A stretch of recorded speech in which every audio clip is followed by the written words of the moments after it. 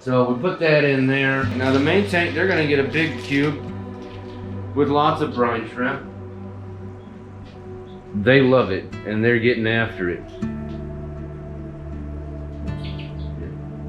We'll get down in there. Give them a little bit extra.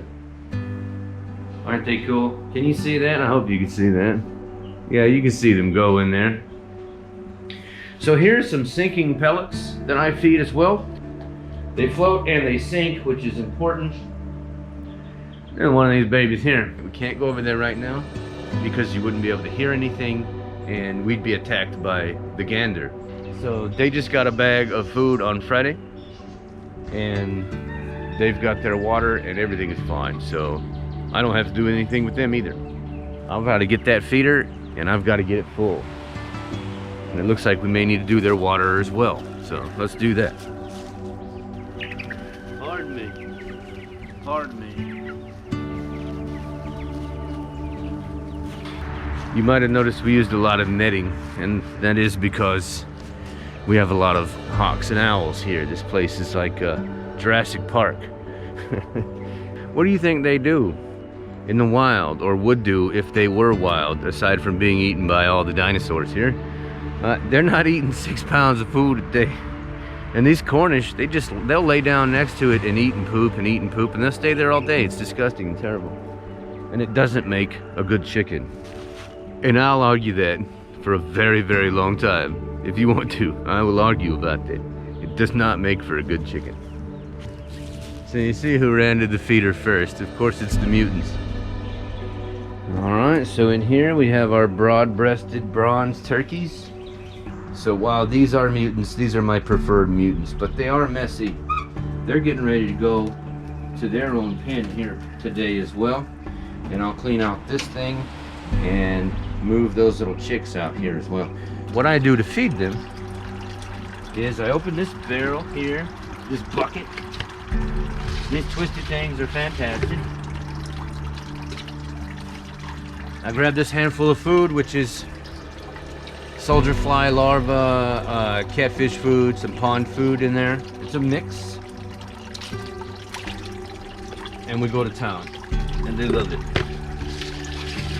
But right now I'm gonna go pull some beetles out of here and toss them in the tank for them. It's a great way to deal with your Japanese beetles. Oh, let's see, how much?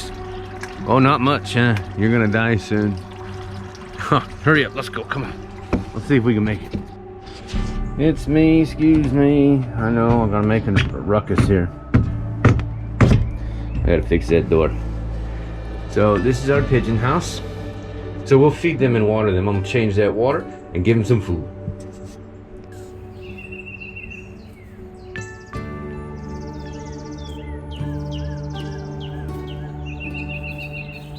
It's not gonna focus, huh? Why you not? Okay, there we go. So we got a spring onion. One of the things I do is I always look at everything. I look at everything. Just put your eyeballs on it. So I only have an acre, so it's not much to do. Always look at everything. You never know what's going on, right? So I go through here and I look. This is a fig. It's a nightmare how good this tree is. That's a beautyberry bush. That actually just showed up last year. And beautyberries are amazing for a lot of reasons. They make a good sauce and syrup for your ice cream and your desserts. They make jellies. That is a big green one there in the foreground is a peach tree. Now this monstrosity here, it looks terrible, doesn't it, right now? You're looking at that and you're like, ooh, that's gross. And in some ways it is. And here's my smokehouse. Every morning I walk by here just to smell it. This sounds ridiculous, but I do. It smells great. But I also have to check it for wood borer bees because we have a lot of wood borer bees. And it's made out of wood. This is a loquat tree. It grew so big. So we have a rosemary bush here. And those are potatoes. That thing, that's 3 cherry tomato plants. And this is entirely fertilized by fish poo in a bucket. And it's my most productive tomato that I have. So I'm a pretty big guy, but not compared to those cabbages, huh? If it looks kind of patchy and terrible, that's because we're eating from it all the time. And it's in transition.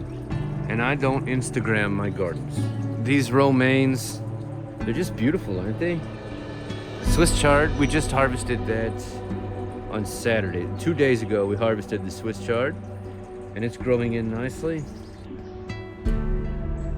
So this mint container is doing very well, as is this calamondin. Look at it.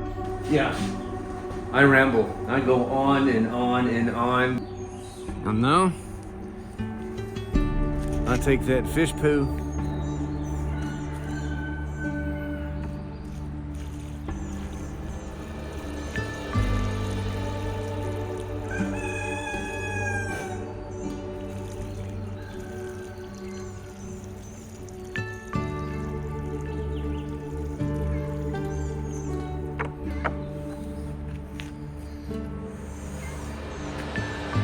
and fertilize the plants. How cool is that?